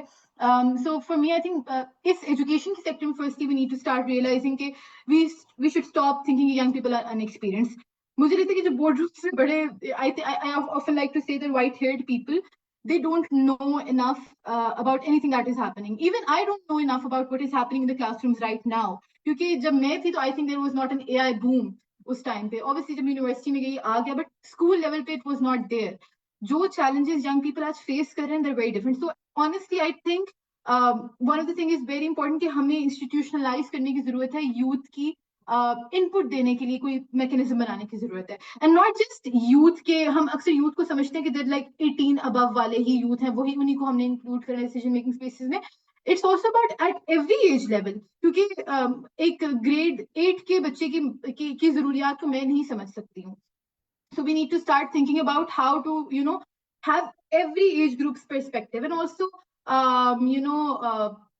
as Mahanur mentioned that different young people and different youth group have different needs, and some of them are in non-formal education. I'm very happy that Pakistan ke andar there is a huge acceptance towards non-formal education as well right now, but we need to scale that up and we need to think about that as well, ki us sector mein jo youth aa rahe hain unko kaise engage kare. Then there is a huge group jo hai hi nahi kisi jagah pe, wo count hi nahi ho raha, wo سڑکوں پہ وہ بھیک مانگ رہے, کچھ کہیں پہ کسی ورک شاپ پہ لگا ہوا ہے, کوئی گھروں میں کام کرے. تو how do we cater to their needs? So we need to think about very holistically about how we engage them, because I think we should stop making policies for them. And I think میں تو policies بنانے کے اس میں ہوں ہی نہیں. I'm so sorry to say that. I'm a bit tired of the word کہ policy making, policies میں کیا ہونا چاہیے. I'm so sorry to say that کہ اگر آپ بنا کے کاغذ بنا کے لکھی جا رہے ہو جس کا کوئی مطلب ہی نہیں ہے. ہم یہ صرف دنیا میں جب کوئی ہم کچھ کر رہے ہیں تو ہم کہتے ہیں جی ہمارے پاس یہ پالیسی ہے, but what about this implementation of that policy? And honestly میں ایک پوائنٹ یہاں پہ دوبارہ سے ریز کرنا چاہوں گا کہ youth should be involved in the implementation of the policy. اب میں یہ کہہ تو دیتی ہوں کہ youth should be involved in the implementation of policies, but the problem is that کہ implementation میں آپ involved ہوئے تو اس کے ساتھ accountability بھی آتی ہے. I'm gonna ask you کہ آپ نے یہ policy بنائی ہے تو how do you آپ نے یہ چیزیں کہی ہیں تو 1 سال ہو گئے 2 سال ہو گئے, اس میں آپ نے لکھا ہوا کہ 2 سال بھی یہ ہوگا. What is the outcome? The problem is that کہ ہماری سوسائٹی میں اتنا فیئر کلٹیویٹ کر دیا جاتا ہے ینگ لوگوں کے اندر کہ وہ پوچھ نہیں سکتے ہیں. Even sometimes when I am in a decision making space یا مطلب جہاں پہ کوئی policy discussion ہو رہی ہوتی ہے, I am a bit reluctant کہ مجھے یہ بات کرنی چاہیے کہ نہیں کرنی چاہیے, should I use this phrasing or not. I think we always try to tone down what we're gonna say, our arguments as well, because we have a fear of rejection in terms ke obviously we're privileged enough to be in this space, but how long can we stay here? یا we do want کہ ہم کسی طریقے سے جو youth کی بات ہے وہ پہنچاتے رہیں ڈیسیژن میکنگ اسپیسز میں. So there is this fear as well among young people. جو obviously we keep talking کہ you should be asking governments, you should be holding people accountable, لیکن جو ایک environment ہمارے ارد گرد کلٹیویٹ ہو چکا ہے نا ابھی, that is very scary. So we need to think about how we can constructively create spaces جہاں پہ youth can hold government and the people in power accountable. And finally, I think there are 2 more things I wanted to highlight. One of the things is that I think there was also in the concept note I read a lot about IT's work that is being done with and how they're involving youth in the research. One of the things I wanted to highlight جو ہم لوگ بہت ہی بڑا disconnect ہے وہ یہ ہے کہ almost all of us جب universities میں we lead projects, we also do our own research. وہ ریسرچ کہاں جا رہی ہوتی ہے, are we even thinking about where that research is going. And honestly I think جو ہم لوگ ویسے ریسرچ آرگنائزیشن لیول پہ کر رہے ہوتے ہیں ان کی میتھڈولوجیکل اسٹرینتھ کے اوپر I would have questions, but جو یونیورسٹیز میں بچے خود ریسرچز کریں, وہ فیلڈ میں جا کے ڈیٹا گیدر کریں. When are we going to talk about that research? We need to connect that research about what we're doing as organization, even at the government level, okay? Because that is amazing. I remember we were at this event in a university and we asked them actually کہ آپ اپنے بچوں کو جنہوں نے اس domain پہ کام کیا ہوا ہے ان کو اپنے ریسرچز present کریں. And we were stunned about how amazing work they've done. So we need to think about the youth-led research that is being done as well at university level, کیونکہ obviously we don't want that to be wasted. اتنے سالوں سے waste ہی ہو رہا ہے, مطلب I would say کہ کہاں connect ہو رہی ہے, ایون PhD لیول ریسرچ ہماری کہاں کنیکٹ ہو رہی ہے. So we need to connect that, and even I know the government is making efforts to have जो university में अच्छे projects निकल रहे हैं, we have incubation centers in almost every university now. So how do we work on those projects? I know I have a friend who had a very good startup and university ने incubate कर दिया, कहीं link भी हो गया, लेकिन क्योंकि she did not secure the required funding to sustain it, वो इतना amazing project got wasted. And this is not just a story of one person, it is of thousands of people. So even, if young people, I think we need to talk about young people's innovation as well. When they're doing so much amazing work, how do we, scale it? How do we sustain it? Because at this stage, it's also about, how quickly you lose motivation as well. आप कितना try कर सकते हो? Keep trying, then, you become part of the same loop. So I think we need to think about youth-led innovations as well. And finally, I think जो Mahnoor ने भी point raise किया, Lala ने भी raise किया about skills. I think the biggest question right now is our education even meaningful? Is it giving something back to us? मतलब I don't think so, क्योंकि मैं अक्सर अभी सोचती हूँ बैठ के, तो मुझे तो फील्ड में आके जब तक मैंने कुछ चीजें सीखी नहीं है, यहाँ पे बैठ के देखा नहीं है, पढ़ा नहीं है, मुझे सेपरेटली सब कुछ पढ़ना पड़ा. Even though I am a sociology graduate, में डेवलपमेंट स्टडीज में एमफिल कर रही हूँ, लेकिन obviously they do provide me a ground, but जो education जो हम पढ़ रहे हैं, that is actually very unlinked to the industry demands and the world we live in. ठीक है? So I think we need to start rethinking the purpose of education. क्यों पढ़ाएं हम बच्चों को? मतलब I think that is the basic question every parent has. जब इतनी महंगाई है इस मुल्क में, हम क्या करें बच्चों को? पढ़ा के ज्यादा बेहतर नहीं कि वो कोई skills सीख रहा हो. So why don't we link skills and education? Why, I know there is a lot of conversation right now, and FTTC is doing a lot of work on that. Government is doing a lot of work on that as well. So here are some of my points that we need to rethink the purpose of education. And honestly, हमारी जब curriculum बन रहा होता है, हम assessment frameworks के ऊपर बात कर रहे होते हैं, तो we do need young people in it. क्योंकि अब आप वही जो पहले के आपके पुराने assessment frameworks से you can't rely on that. मतलब I know for a fact that I have younger brothers and I look at their books and I'm like, ये तो मैं पढ़ रही थी जब तुम लोग की grade level पे थी. तो obviously अगर मैं 10 साल पहले वो चीज पढ़ रही थी और उससे 10 साल पहले मेरे कोई और कजिन्स वगैरह वो चीजें पढ़ रहे थे, दैट मीन्स कि हमारी किताबों में कोई चेंज नहीं आ रहा. Even the world is evolving very fastly. तो अगर आप ये बज़वर्ड्स यूज कर भी रहे हैं ना, life skill based education, 21st century skills and 21st century education, that would be very meaningless for me कि जब आपकी बुक्स में कोई चेंज नहीं आ रहा. Around, I just visited this school in Thailand and they were this school was actually project based school. मैं हैरान थी the environment they had cultivated. वहाँ पे second grade के students were using Photoshop and they were designing stuff. I was like, हमारे schools में हम ये imagine भी नहीं कर सकते कि हमारे school में second grade के बच्चे ये काम कर रहे हो. So I think a lot of points, a lot of jumbled up points because the conversation is too broad. But I think we need to think more specifically about how we need to involve youth. And honestly, for me, again, the point is we can't keep talking about policies anymore. I'm so sorry to say that I would not ever, I would endorse implementation of the already existing policies, because as I mentioned before, the policies we have, the youth policies we have are actually good. For the education policies, I would always recommend that please consult young people while making those policies. आप पिछले 20 सालों से की बातें करी जा रहे हैं, मतलब आप wording change करके वही बातें करी जा रहे हैं. So thank you so much, Seher.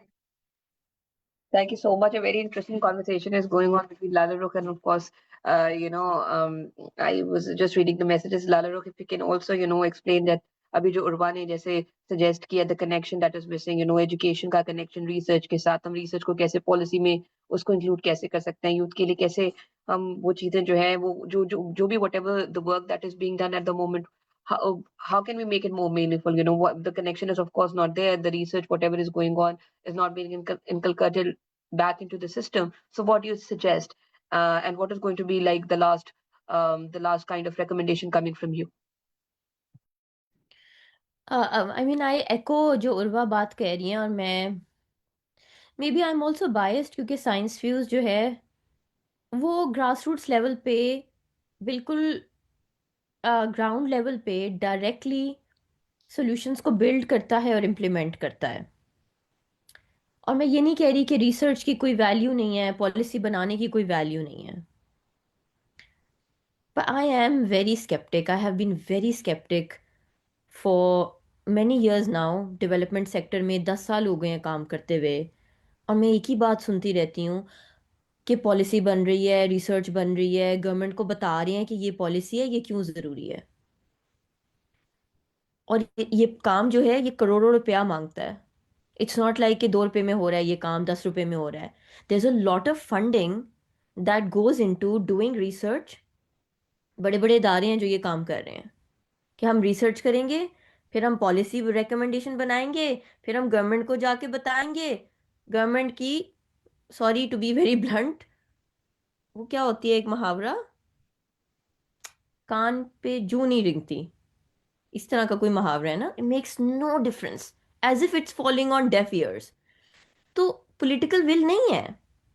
And I know it sounds very like not very optimistic کہ او یہ لالا کہہ رہی ہیں بیٹھ کے دا پولیٹیکل ول نہیں ہے، but it is a fact. نہیں ہے، کیونکہ جب آپ کو بتا رہے ہیں اتنے سالوں سے، اور کچھ چیزیں جو ہے نا وہ آپ کو اتنا زیادہ سوچنے کی اب ضرورت نہیں ہے. اور ملکوں میں ہو چکا ہے، 100 سال سے 200 سال سے ہو چکا ہے. Why are you reinventing the wheel? It's very logical. اگر آپ کے پورے ملک میں ابھی ایسے ایریاز ہیں جہاں اسکول ہی نہیں ہے، تو اس کے لیے آپ کو ریسرچ کیوں چاہیے کہ اسکول ہونا چاہیے؟ آپ بنائیں اسکول. پیسے کہاں سے لانے ہیں یہ فگر آؤٹ کریں. آپ کی پرائیورٹی نہیں ہے. آپ کے بجٹ میں سے کتنا فیصد جا رہا ہے اسکول نئے بنانے میں؟ کہاں سے لائیں گے پیسے؟ ان چیزوں پہ کیوں نہیں غور کرتے؟ مطلب اس کا کیا میں بتاؤں، میں اتنی تنگ آ جاتی ہوں ایسی ڈسکشنز میں بھی بیٹھ کے کہ کچھ آنسرز تو اتنے لاجیکل اور سمپل ہیں. آپ کیوں بیٹھ کے سالوں باتیں کر رہے ہیں، ریسرچ کر رہے ہیں، پھر ہم آپ کو جا کے بتا رہے ہیں. آپ کو نہیں پتا کہ اسکول ہونا چاہیے؟ آپ کو نہیں پتا کہ اسکولوں میں جو اساتذہ ہیں، ساری دنیا میں پاکستان شاید چند ممالک میں ہوگا جہاں ٹیچر بننے کی کوئی کوالیفیکیشن ریکوائرڈ نہیں ہے. زندگی trust did a very beautiful campaign where they asked, اگر آپ کو کوئی بیماری ہوگی تو آپ اٹھ کے ایویں کسی انسان کے پاس چلے جائیں گے کہ ڈاکٹر کے پاس جائیں گے جو ایک کوالیفائڈ انسان ہوتا ہے یا ہوتی ہے to treat your ailment. Then why do we trust our education on people who are not qualified to be teachers?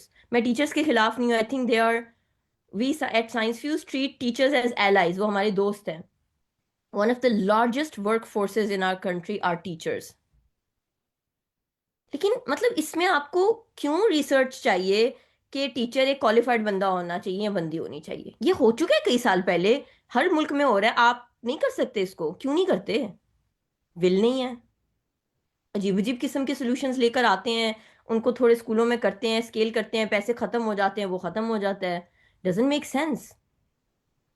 Bring a policy. I would like to see this policy actually, کہ آپ ایسے ہی teacher نہیں بن سکتے.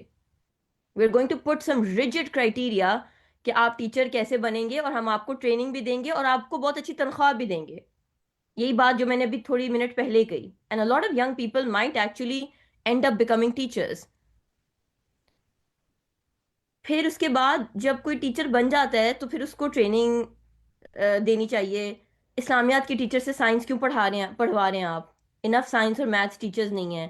تو مطلب میں یہ مثالیں صرف ایجوکیشن سیکٹر کی ہیں، مگر میرے کہنے کا یہ مطلب ہے کہ اٹ از ویری امپورٹنٹ کہ solutions that have already been tested and done in the wider world, ان کے اوپر ریسرچ اور پالیسی بنانے کی اب ضرورت نہیں ہے. آپ دیکھیں پالیسی اگر آپ کے ملک میں بنی ہوئی ہے، you are using a lot of money to do research and make policies, maybe start redirecting to کہ امپلیمنٹ کیسے کرنی ہے پالیسی. شاید آپ دور اندیشی یہ کرتے ہی نہیں ہیں، پالیسی بناتے ہیں تو یہ نہیں سوچتے کہ امپلیمنٹ کرنے کے لیے بھی پیسے چاہیے ہوں گے، ایکسپرٹیز چاہیے ہوگی. کیسے ہوگی وہ امپلیمنٹ؟ وہ صرف کاغذ پہ لکھ دینا ہے کہ ہاں اگلے 10 سال میں 20 سال میں یہ کریں گے. تو اس کے لیے پیسے کہاں سے آئیں گے؟ اس کے لیے ول کہاں سے آئے گی؟ اس کے لیے ایکسپرٹیز کہاں سے آئے گی؟ تو وہ کیوں نہیں سوچتے؟ isn't it logical to think کہ اگر پالیسی بنی ہے پھر اب امپلیمنٹیشن کے لیے بھی فنڈز چاہیے، اس کے لیے بھی پلاننگ چاہیے، تو maybe let's put some budget aside for that. So I don't know, it's very tiring to talk about things and keep sitting and telling the government and the private sector that this needs to be done and nobody listens. After a point you feel very frustrated کہ لوگ سنتے کیوں نہیں ہیں. I'm very happy on today's conversation. It was very bold, very courageous, very, very happy to see a young voice like Urva and Mahnur being here and saying it as it is, you know. Urva نے جو بات کہی کہ ہم اکثر ڈرتے ہیں کہ ہم اپنی بات کیسے کہیں. We should make it very polite. We should not say what's on our mind. پر میرے دماغ میں بھی یہی ہے جو عروا کہہ رہی ہیں کہ I'm also tired of listening all constantly کہ پالیسیاں بن رہی ہیں in those bigger rooms where there are people who are so-called experts and they have influence and they have money and they have power. So I think it's about time کہ وہ سوچا جائے کہ کس طرح سے اس کو امپلیمنٹ کرنا ہے. کسی نے یہاں سوال کیا ہے کہ ایجوکیشنل ریفارم کیسے لایا جائے, تو میں اس میں ایک ہی بات کہوں گی, ایجوکیشنل ریفارم ساری تحقیق بتا چکی ہے, you need to start early. اگر آپ بہت چھوٹے لیول پہ جو فاؤنڈیشنل لرننگ پہ اب کام ہو رہا ہے, چھوٹی عمر سے ہمیشہ انٹرونشنز جتنی ارلی آپ سٹارٹ کریں گے, آئی نو اس کا رزلٹ بہت سالوں بعد آپ کو نظر آئے گا, لیکن آف کورس, اور لیکن پھر اب یہ بھی المیہ ہے نا پاکستان میں کہ اتنی بڑی جو ینگ پاپولیشن ہے اس کو کیسے کریں گے. سو آپ نے انویسٹمنٹ کرنی ہے, اگر ایجوکیشنل ریفارم لانا ہے تو آپ کو بہت چھوٹی لیول پہ پرائمری اور بہت ینگ ایج سے ایجوکیشنل ریفارم لانے کی ضرورت ہے, لیکن آپ کی اتنی بڑی ینگ پاپولیشن ہے جس کے مسائل اب بہت ارجنٹ ہیں. So this, how do you balance this? ابھی بھی نہیں سوچنا شروع کریں گے. Education is not an urgent problem for people in Pakistan. I'm sorry but it is not. And until and unless there is more political will and more, جیسے اریبہ نے بات کہی کہ خالی گورنمنٹ بھی یہ مسئلہ سالو نہیں کر سکتی, ہم سب کو پارٹ پلے کرنا ہے, پرائیویٹ سیکٹر کو بھی اور لوگوں کو بھی. So I think what the government can maybe do is how they can mobilize more people, کیونکہ اکیلی وہ شاید یہ مسئلہ نہ سالو کر سکے. پہلے وہ اپنی ول چینج کرے, انویسٹمنٹ کرے, اور تھرڈ وہ یہ کرے کہ وہ اور اسٹیک ہولڈرس کو آن بورڈ لے کر آئے, وہ پرائیویٹ سیکٹر ہو, وہ اور لوگ ہوں جو ایجوکیشن میں انویسٹ کریں اور تھوڑے ڈیپر لیول پہ انویسٹ کریں. ایک اور بات جو عروا نے اور بہت لوگوں نے یہاں کہی, انفارمل ایجوکیشن اور اسکل بیسڈ ایجوکیشن. بہت سارے ممالک میں جب آپ ہائی اسکول پاس کرتے ہیں, سو مے بی 11 اسٹینڈرڈ یا اس طرح 12 اسٹینڈرڈ, تو آپ کے پاس ایک, یا مے بی آئی تھنک 9ویں 10ویں کے بعد دیر از اے چوائس کہ آپ اسکل بیسڈ ایجوکیشن میں جا سکتے ہیں, اور آپ بہت سارے اس طرح کی سرٹیفکیشن ہوتی ہیں جس میں, کیونکہ ہر کوئی یونیورسٹی جا کے نہیں مے بی کرنا چاہتا فورن پڑھائی, یا they don't want to take that pathway. So there are lot of now programmes in many different countries جہاں وہ کہتے ہیں کہ آپ 11ویں 12ویں کے بعد یا اس سے پہلے بھی you can choose a path which is a bit different, which will maybe give you a diploma, جس میں آپ کوئی اسکل بیسڈ ایجوکیشن لیں, یو گیٹ اے سرٹیفکیٹ اور diploma and you start working maybe a bit earlier. Introducing these programs can be a great way to capture that young age bracket جو 16 سے 18 سال کے لوگ ہیں. ان کو آپ جلدی امپلائمنٹ میں لا سکتے ہیں اگر آپ ڈیجیٹل اسکلس کی ایجوکیشن یا کوئی اور اس طرح کے پروگرامس دیں جہاں ان کو 5-6 سال یونیورسٹی ایجوکیشن پہ شاید انویسٹ نہیں کرنا, وقت نہیں ہے, ارجنسی ہے کہ مجھے جلدی I have to start earning. University education ویسے ہی بہت مہنگی ہے, اور پھر اس کا معیار جو گورنمنٹ پبلک یونیورسٹیز کا ہے وہ بہت برا ہے. تو آپ بہت skill based very high quality programmes کیوں نہیں انٹروڈیوس کرتے فار ینگ پیپل, اور اس کو گورنمنٹ کر سکتی ہے پرائیویٹ سیکٹر کے ساتھ مل کر ایک بڑے لیول پہ, اینڈ اس سے ایک دم سے آپ دیکھیں گے a surge in young people who now have some really good quality skills, and یہ رورل میں بھی ہونا چاہیے, اربن میں بھی ہونا چاہیے, and then uplift them, and then they can easily get into employment, and then they can learn skills at the job. پھر وہ کام کر کے بھی جلدی جلدی skills سیکھ کے by the time they are 30-35 they will have some really good skills. And people who hire young people, ادارے جو ہائرنگ کرتے ہیں, give young people a chance. Give young people a chance to also learn at the job. Be compassionate with them, کہ شاید ان کی different back grounds کے لوگوں کو ہائر کریں, ان کو لے کر آئیں اپنے ادارے میں, ان کو مینٹور کریں, انہیں موقع دیں کہ وہ سیکھ سکیں. اگر وہ 2 سال 3 سال 4 سال آپ کے ادارے کے ساتھ کام کر رہے ہیں تو اس 3-4 سالوں میں سے جب وہ آپ کے ادارے سے نکلیں وہ اتنے اسکلڈ ہوں, اتنے اسٹرانگ ہوں کہ اس کے بعد آگے جا کر وہ اور امیزنگ کام کر سکیں اور آپ ان کو اپ لفٹ کریں. جب سائنس میں نے ایک ڈیکیڈ میں I think I have written reference letters for hundreds of young people and it makes me so happy and proud. And those young people have gone on and gotten admissions in big universities from Harvard to Stanford. They have come back to Pakistan. Some of them have not come back. That is also, I mean, okay. لیکن ان کو jobs ملی ہیں, ان کو educational opportunities ملی ہیں, and it makes me happy کہ اب وہ اتنا امیزنگ کام کر رہے ہیں, ان کو اور پڑھ لگ گئے. Give young people wings. You can do that. If you have power, you have influence, pass it on. واپس دیں. جو میری عمر کے لوگ ہیں, آئی ایم 42 ایئر اولڈ, اور میرے سے اوپر جو اور بھی بڑے لوگ ہیں عمر میں, give back. It's time to give to young people.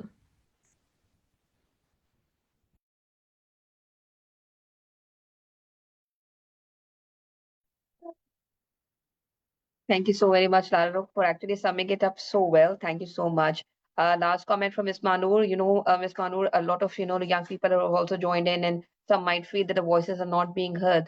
So, what is going to be like your final comment? A kind of a motivational one-liner for them that how should they feel and what needs to be.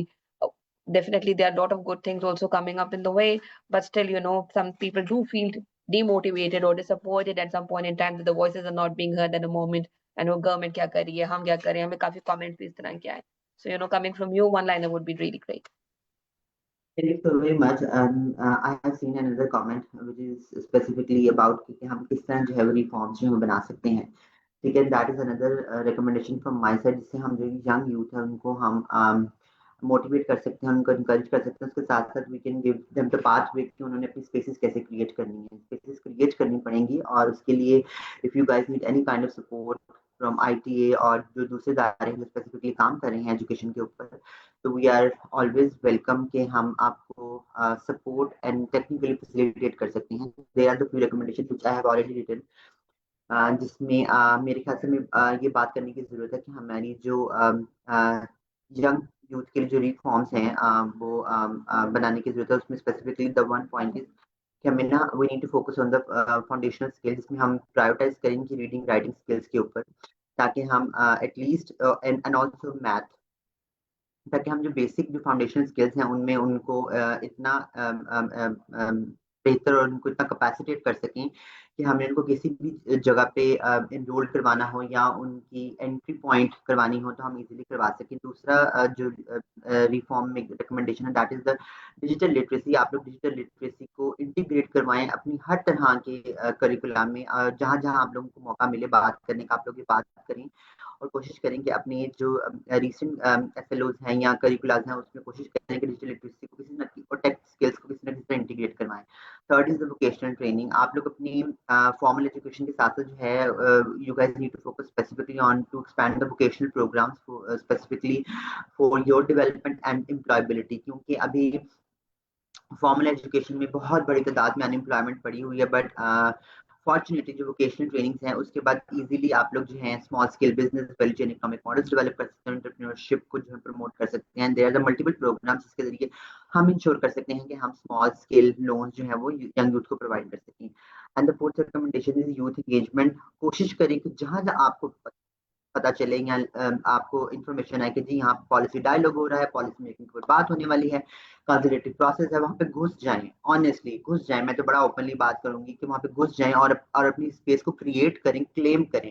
ٹھیک ہے, اور بات کریں کہ we are not considering this policy being beneficiaries. ہمیں یہاں پہ leadership role دیں. ہم اس کو یوتھ اور کمیونٹی لیڈ انیشیٹوز کے طور پہ جو ہے وہ ہم اس کو پروموٹ کریں گے. اور اس کے ساتھ ٹیچرس کو ٹریننگ کرنے کی ضرورت ہے, اور تاکہ ٹیچرس کو بھی ہم بتا سکیں کیسے انہوں نے جو ہے اسٹوڈنٹ سینٹرک اپروچز کو جو ہے وہ پروموٹ کرنے کی ان کو ضرورت ہے, تاکہ ایٹ لیسٹ ہم اسٹوڈنٹس کی کیپیسٹی اس طرح جو ہے بلڈ کر سکیں کہ اسٹوڈنٹس کو پتا ہو کہ انہوں نے انٹیگریٹو اپروچز کی طرف کیسے جانا ہے. اور inclusive education please be sure कि आप लोग जो हैं स्पेसेस दें तमाम मार्जिनलाइज तबके को जो पढ़ना चाहते हैं और आप लोग का शाना बशान चलना चाहते हैं और इस मुल्क की तरक्की में किरदार अदा करना चाहते हैं, या आप लोगों की रिस्पॉन्सिबिलिटी है कि कहीं भी रिफॉर्म्स बन रही हों या आप लोगों की इंक्लूसिविटी के ऊपर कहीं बात हो रही है, तो आप लोग कोशिश करें कि अपनी हर तरह के स्पेसेस को एक्सेसिबल करें और specifically for the marginalised groups. And the last thing is that is a very technical point, ये भी मेरे माइंड में जब सारे डिस्कस कर रहे थे तो आया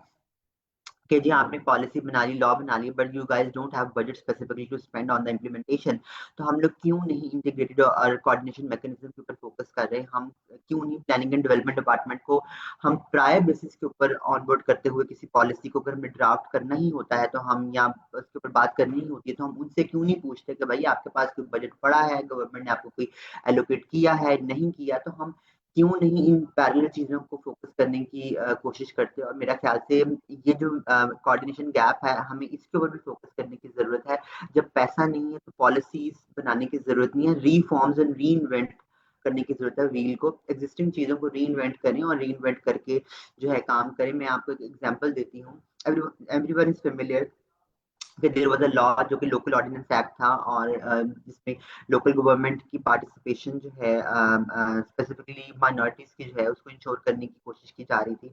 अनफॉर्चुनेटली उसकी इम्प्लीमेंटेशन का कोई बजट नहीं था, तो हमें पता था कि हमें कहाँ पे मुख्तलिफ जगहों के ऊपर जो है इनकी इनरोलमेंट करवाने की जरूरत है ताकि ना चाहते हुए भी इनको स्पेस देनी पड़े डिसेबल हमारी कम्युनिटी को। उसके साथ ट्रांसजेंडर पर्सन प्रोटेक्शन एक्ट 2018 जो चैलेंज हो चुका है, but still there are the multiple component जहाँ पे हमने चीजों को इंटीग्रेट कर दिया हुआ है कि मुझे कहना पड़ेगा कि आई डोंट नो, चाहते हुए ना चाहते हुए मैं किसी गवर्नमेंट की ऑनरशिप पे बात नहीं कर सकती, ठीक है, बट स्टिल उनको काम करना पड़ रहा है, ठीक है। तो इस तरह की पैरेलल अप्रोचेस के ऊपर फोकस करें और कोशिश करें कि कोई ऐसा कोऑर्डिनेशन मैकेनिज्म अपने एंड पे बिल्ड करें जहाँ पे आपको लगे कि रिफॉर्म्स और बजट जो है उनको किसी तरह इंटीग्रेट किया जा सके प्लानिंग में, ठीक है। और जब प्लानिंग में आप लोग ये काम कर लेंगे तो आप लोगों की स्पेसेस भी क्रिएट हो जाएंगी। Thank you so very much. Thank you so much, Ms. Manur, for actually summing it up so well for all of us. If for the young people who have joined in, for our audience, for our panelists, thank you extremely thankful to everyone. So today's discussion actually reinforces what all IT, not only IT, but also the civil society organizations that, of course, have been a part of this discussion have long emphasized. That, you know, evidence is strongest when it is grounded in realities. Systems change when more sustainable. Systems change actually and are more sustainable when communities and young people actually are a part of creating solutions, are a part of the process. The voices are being heard, they're including in decision making. Youth is not only the future of education, we all feel, but of course, it's also currently shaping the present. So responsibility actually now lies with the institutions and with the government and everybody else, of course, included in this part, to open up the spaces where the partnership can actually meaningfully transform into policy and practice. Thank you so much, everyone, the audience, our esteemed panelists who joined our discussion. And I believe that, you know, this is not the end of the conversation, but we'll ensure that, you know, such kind of conversation actually do take place in future as well, where we continue the momentum and talk about these kind of challenges that the youth are facing and the platforms that are being provided to them. So thank you so much, and we'd love to get in touch with you again also to take this conversation forward. Thank you, everyone, for posting also as comments. Thank you so much. Thank you. Thank you. Thank you. Khuda Hafiz. Thank Thank you, you all. Arab. Thank you. Thank you.